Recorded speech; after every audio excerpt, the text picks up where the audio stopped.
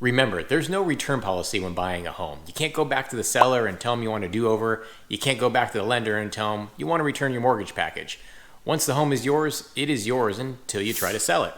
So if you make a mistake when buying a home, especially in Los Angeles, it can be pretty costly. In this video, we're going to go over the top 5 mistakes to avoid when buying a home in Los Angeles. Mistake number 1 to avoid is buying a home in the wrong neighborhood. Now, Los Angeles is so big. It's over 500 square miles. I've talked about this in my other videos. And there's so many different regions, so many different neighborhoods, even different cities within the city of LA, and no two are alike. So it really depends on the lifestyle that you're looking for. So before choosing a home, I know you're tempted, you jump on Zillow, you type in Los Angeles and all these homes pop up, and it could be quite overwhelming because you're not exactly sure where these homes are. I highly recommend talking to friends and family if you have anybody living in Los Angeles to see what they feel and see how they think about where they live. Also, if you're moving for a job or a career move, talk to your future coworkers to see where they live and how they feel about where they live. You can also reach out to a local real estate agent. They're more than happy to talk about the details of each neighborhood that you are considering. And when you are considering a move, there are a lot of factors that you want to think about when moving to Los Angeles. Do you want the beach lifestyle? Do you want more of a suburban lifestyle away from the action? Do you want to live right in the middle of the action? Do you want to live closer to that downtown feel? Do you want to be close to outdoor activities? It really all depends on what you're looking for. Are schools important to you? Do you have a family? Do you have young kids? Do you want to live by a park? All of these factors play a role when you're moving. And yes, moving anywhere really, but especially in Los Angeles, because it's so big. When my wife and I bought our first house, there were a number of factors that we were considering personally. 2 of the biggest ones were we knew we were going to be starting a family soon, so we needed more space in our home and a larger yard for our kids to play in. And 2 was commute time. We already knew where my wife was going to be working, and we needed to factor in how long it would take for her to get to and from work, because if we bought in the wrong place, honestly, she'd probably never see our kids until the weekend hit. And so that's one of the reasons why we actually moved from West Los Angeles and didn't buy there in the Mar Vista area.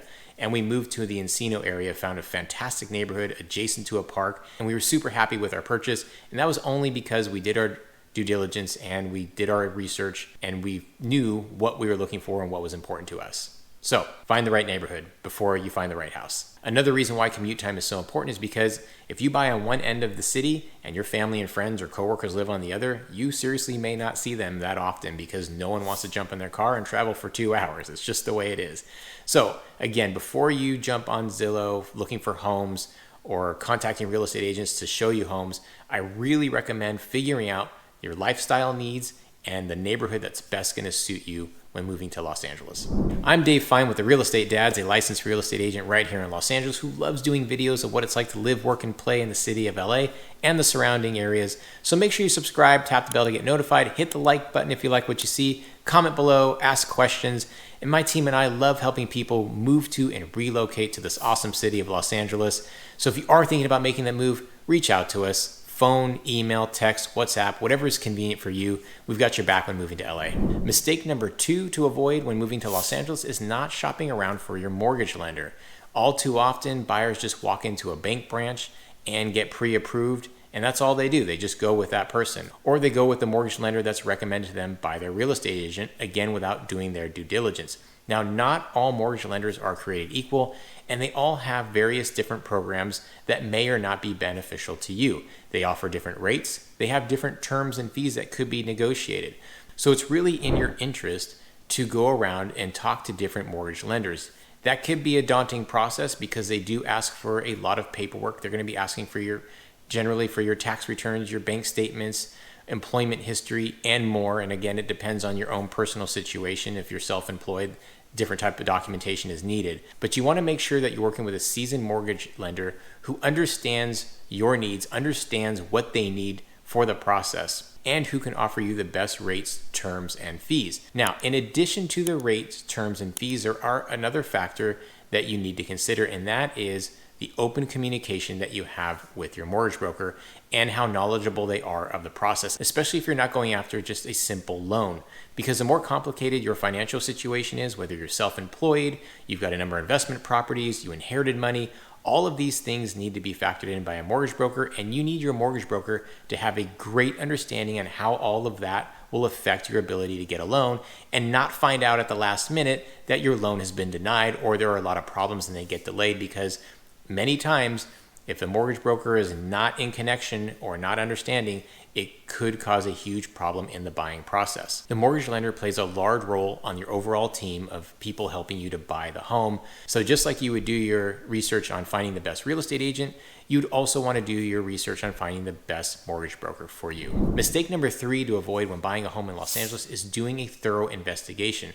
Now, I'm not just talking about a home investigation, which I will start off with in this section of the video, but you want to thoroughly investigate the neighborhood. So you want to stay tuned, especially in this section. Let's start off with the home inspection. You're definitely going to want to get a general home inspection to start with. They lay the foundation to all of your other inspections on the home. They're going to look at key components like plumbing, electrical, structure, the roof, appliances, and so much more. Now, you start off with the general, but at the same time, I would also do some specialty inspections because the general is not the expert in these specific fields. And I would say that you should have a sewer line inspection right away because these homes were built a long time ago. Some of these sewer lines are made out of clay and they bust up easy. And even some of the newer materials used over time, they will erode and cause problems with your sewer line. And homeowners don't necessarily know there's a problem because it may not be backing up to the house. It may just be seeping right into the ground because of the cracks or breaks. We do have earthquakes that can cause some shifting and problems with these sewer lines. So make sure you get a camera scope of that line. The other inspection you want to do right away is if you're buying a home with a fireplace, a chimney, you want to get that inspected by a specialist as well to see if it is safe to operate. These homes were built a long time ago, and there could be gaps in the mortar used where there are places where the fire can actually get through the chimney and onto the structure, causing a fire. You also want to check for the structural components of the chimney itself. Again, we live in earthquake country, so there's a lot of swaying, a lot of movement, and if that chimney is swaying and moving, it could fall right into the house, causing lots of damage and lots of harm to people living there. Now, this next specialist I'm going to suggest, a lot of agents say to wait for the general home inspector to be done to see what they say, but I say you get a foundation inspection right away as well, because they are experts in this field and they can let you know what they see, whether there's cracks in the foundation, breaks in the foundation. They can see if the home is bolted to the foundation, another key factor when buying a home in Los Angeles, because again, earthquakes, houses move. If a house is bolted to the foundation, you have less movement, less risk of the home sliding off the foundation. Now, there are other specialists that can come out there, like a roofer, an HVAC person to check your heating and air, because those two items can be quite costly if you need to repair or replace them. And depending on how the general home inspection goes, you may want to have a plumber or an electrician or other specialists out there during your investigation. Now, I had mentioned not just doing a home investigation, and what I highly recommend you doing, and not enough agents suggest to do this, is knocking on the neighbors' doors, or if you see neighbors walking their dog or just walking in the neighborhood, stopping them and asking them about the neighborhood, because that's where you're going to find the real truth about the neighborhood itself. And I can't tell you how many times I've taken clients and brought them over to neighbors to just start up a friendly chit chat, and you will find so much about the neighborhood and the house that you're purchasing, because people like to talk in these neighborhoods and they may know something about the house that the seller may or may not have disclosed. Also, knocking on the doors of the neighbors that are directly on either side of the home and across the street, because they may know some intimate information about the home that you're purchasing. And you also want to meet them because these are the people you're going to be living next to for this foreseeable future. And if you don't feel like you're going to be comfortable living next to a particular neighbor, then maybe you don't buy the house. Along with meeting neighbors in the neighborhood, I also suggest walking and driving the immediate neighborhood, just again to make sure that you like the neighborhood that you're choosing and that it has all the conveniences and amenities that you are looking for. So make sure you do a thorough investigation along with the help of your real estate agent. Mistake number 4 when buying a home in Los Angeles is not finding a local real estate agent to help you with your needs. Now, this may seem obvious, but I can't tell you how many times my team and I have had to pick up the pieces from buyers that have used outside real estate agents or just a random family member to help them with their needs. I highly recommend that you interview real estate agents. We're not all built the same, and you want to make sure that you connect with someone that you feel has got your back during the process. Now, this could mean a seasoned vet like myself who's been in the business for 18 years, or it could mean a brand new agent. I wouldn't discount brand new agents. Just because someone's been in the business for a long time doesn't necessarily mean they are the best agent or the best agent for you. You'd be surprised how good some of these newer agents are with the support that they're getting from their team or their broker, that they can easily meet your needs. Most importantly though, you want to find someone who's very familiar with the local market. You can work with an agent outside of your local market that you're looking in, but they may not know the nuances of the process. They may not know the nuances of the market. They may not know the unique features of the neighborhood. They may not be able to guide you as effectively as someone who is very familiar and local to the market. And you want to work with someone who can connect with you through the process. You don't want to butt heads with this person. This is a big, expensive purchase. It could be an overwhelming process. You want to make sure that you and your agent are effectively and efficiently communicating throughout the process and feeling good about it. And part of that is making sure that your agent is negotiating on your behalf and not just to close the deal. Now, a sub mistake people make is going directly to the listing agent. Now, I personally do not double end deals. I do not represent buyers and sellers on the same transaction, although we are allowed to in the state of California. I find that there is a conflict of interest. So if you go directly to the listing agent, they have a fiduciary duty to that seller. They already signed a contract. Make sure if you do that, that they do have your best interest in mind and that they're able to fairly represent both of you, which is really hard to do. So I do highly recommend getting your own buyer's agent and not going directly to the listing agent.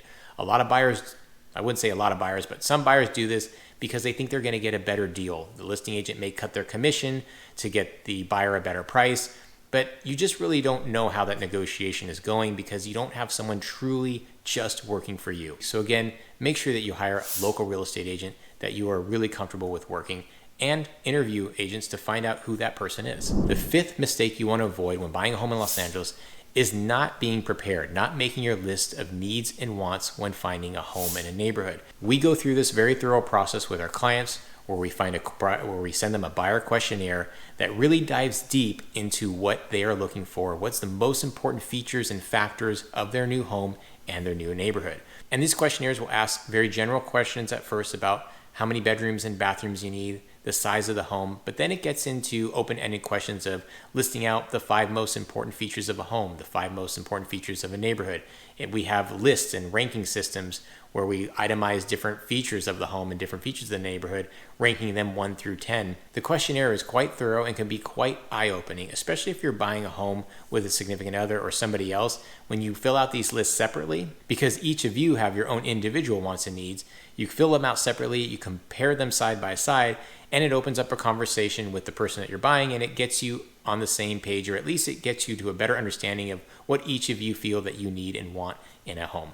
Sometimes when you go without a strategy or when you go without a plan or just getting your thoughts down on paper or on a computer, the process then can be a bit overwhelming and you can get sidetracked by the glitz and glamour of a home or the glitz and glamour of a neighborhood. You can get sidetracked by a lot of different things during the process.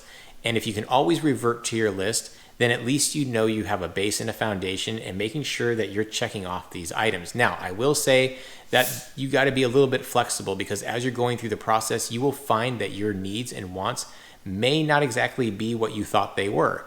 And as you see different homes and you see different neighborhoods, going over different factors of the process, things may change, and that is perfectly normal, and I encourage that to be a bit flexible. But at least if you start off with a baseline, you won't get caught up in looking at things that don't necessarily matter to you and end up buying a house that doesn't meet your needs and going back to you can't return the home after you purchase it. Making a move is a big decision, and buying a home is a big commitment. So if you can avoid these mistakes, it'll just make the whole process smooth, make it easier, and you'll just have a better overall feeling when buying a home in Los Angeles. So again, make sure you reach out to us by phone, text, email. We love to hear from you if you're thinking about making that move. My team and I love helping people move to and relocate to the city of Los Angeles. Can't wait to see you on the next video.